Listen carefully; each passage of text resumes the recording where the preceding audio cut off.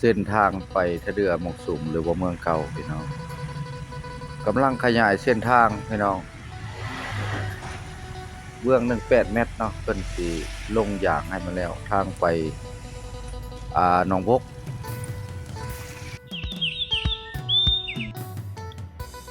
คลิปนี้ว่าแปลงได้อัปเดตเส้นทางเมืองเก่าเข้าไปทะเดือหมกสุมพี่น้องมื้อนี้เลยสิพาพี่พี่น้องไปเยี่ยมยายลำเนาะไปเบิ่งนานแล้วบ่ได้ไปเนาะเพิ่นก็อยู่หนองบกนี่แหละ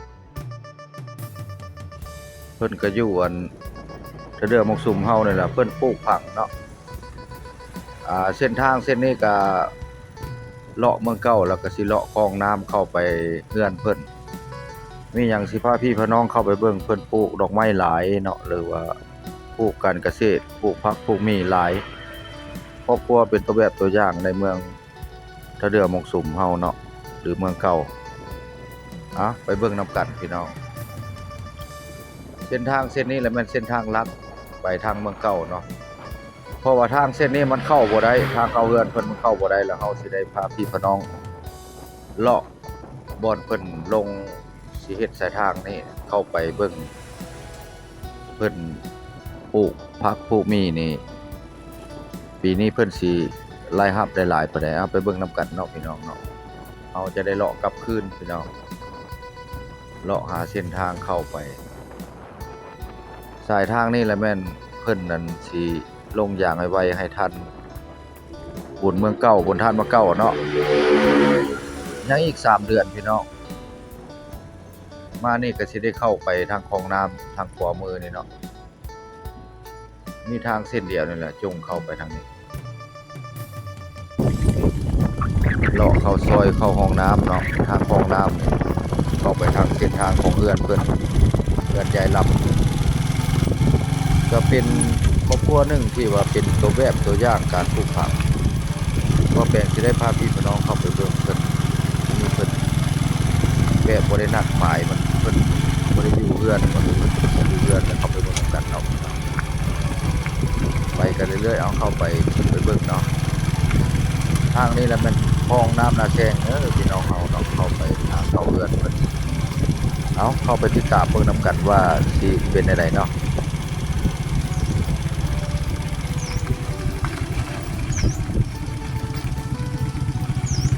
เดี๋ยวนี่ล่ะ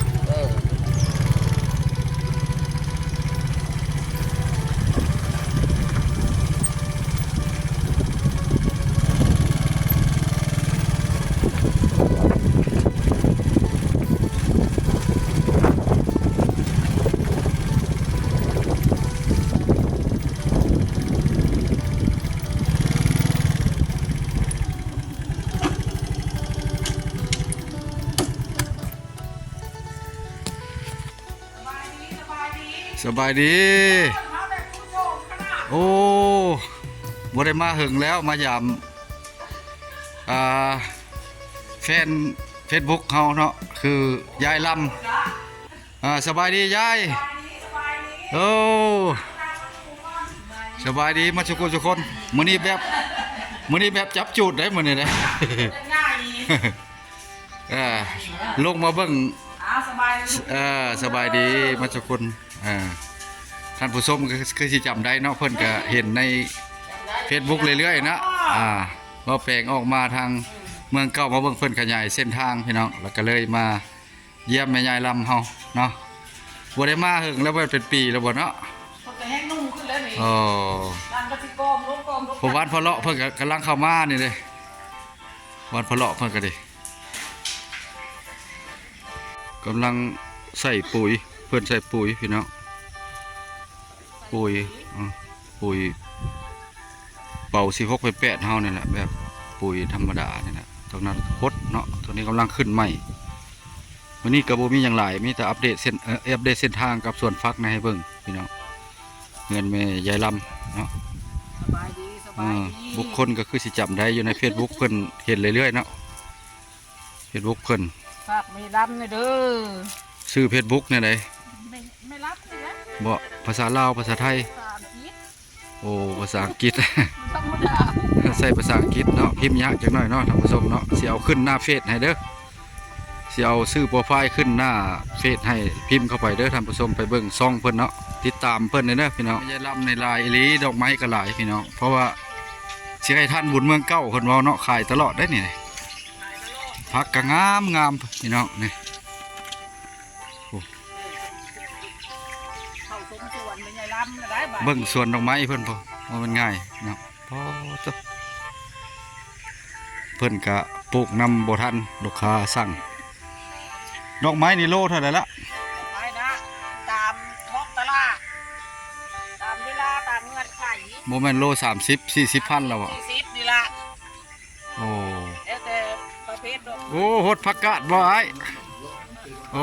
ผักกาดอันซ้อมบ่หรือผักกาดน้อยธรรมดาโอ้ผักกาดซ้อมเนาะโหหลายเนาะปอถ้าเพิ่นลงหลายอีหลีเนาะ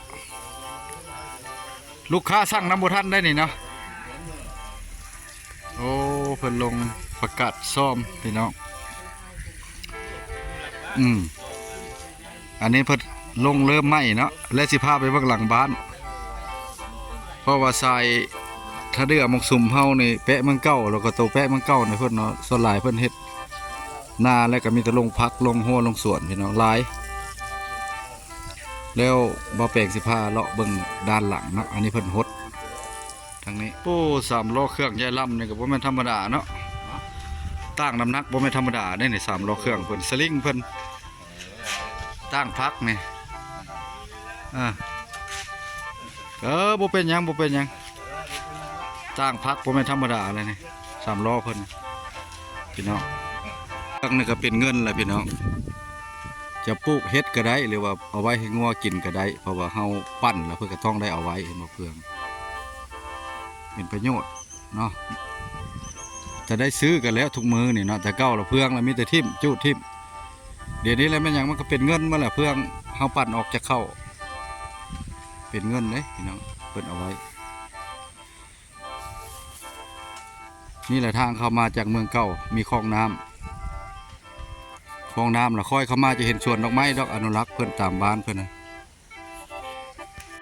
ทางเข้ามาก็ซ้ายสวยกับทิศตะวันออกพี่น้องทิศตะวันออกเนาะเลี้ยวเข้ามาก็ค่อยเห็นทุ่มแล้วก็ค่อยเห็นสวนพักนี่แหละพี่น้องบ้านในสวนมากเพิ่นก็ปลูกมันปลูกเนาะปลูกหัวเฮ็ดหัวเฮ็ดสวนพี่น้องทรายแคมคลองทะเดือมักสุ่มเฮาเนี่ยต้นบักไม้ต้นพร้าวต้นเถียงหน้าก็ซ้ำเฮือนล่ะพี่น้องมื้อนี้ครับอันนี้ก็เถียงหน้าชาวบ้านเนาะส่วนเพิ่นยาวอีหลี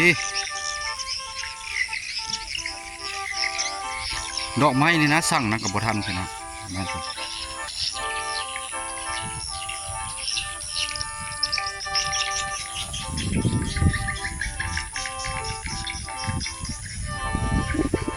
จุดนั้นก็คือหลังเมืองเก่าทางนั้นส่วนนี้ทางนี้หลังเมืองเก่าหลังท่านเมืองเก่าตัวนี้ก็คือหลังเฮือนเพิ่นเนาะ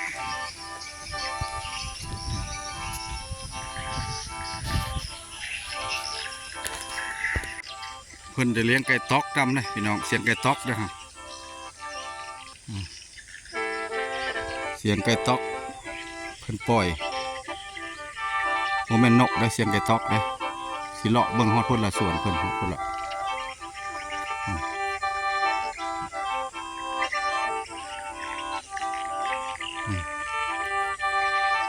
ว่าสวนดอกไม้เพิ่นหลายอีหลีพี่น้องอยู่ถ้าเดือมักสุ่มนี่แม่นว่าเพิ่นปลูกดอกไม้ก็แม่นเพิ่นก็เป็นผู้หนึ่งเนาะที่ว่าเฮ็ดผลิตการเกษตรเนาะดอกไม้หรือว่าผักประเภทผักเนาะสวนเพิ่นมื้อนี้ได้มาเยี่ยมมายามเพิ่นมาถ่ายให้พี่ให้น้องได้เห็นเนาะแม่ยายลำเนาะนี่ก็สวนเพิ่น